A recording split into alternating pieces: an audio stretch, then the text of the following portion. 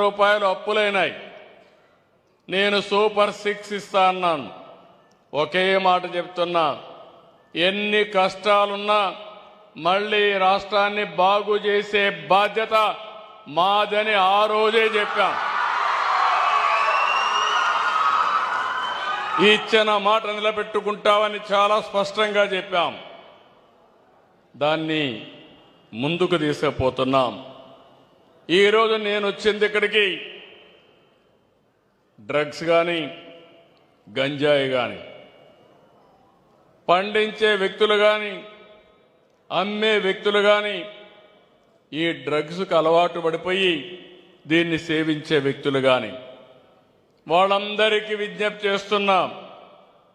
నేను మీ అందరి పైన గంజాయి పైన డ్రగ్ పైన యుద్ధాన్ని ప్రకటిస్తున్నా.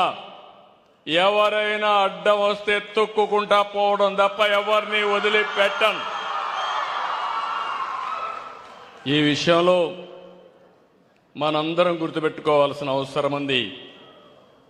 5 ఏళ్లలో మీరు చూశారు. ఇప్పుడే ఎమ్మెల్యే గారు ఒక మాట చెప్పారు. స్థానిక శాసనసభ్యుడు, ఏ నాయకుడైనా రాజకీయాల్లో ఉండే వ్యక్తులు ఆదర్శంగా ఉండాలి. చెడును ఎక్కడ కూడా ప్రోత్సహించకూడదు. చెడు వ్యక్తులతో కలవకూడదు. అలాంటిది ఒక గంజాయి బ్యాచ్, రౌడీ షీటర్ పోలీసుల మీద దాడి చేస్తే పోలీసులు అతన్ని ఎక్కడికక్కడ పోలీసుల డ్యూటీ కంట్రోల్ చేయాలి. చేస్తున్నాడని నెపంతో కొన్ని వందల మోటార్ బైకులు ఎసగిపోయి గొడవ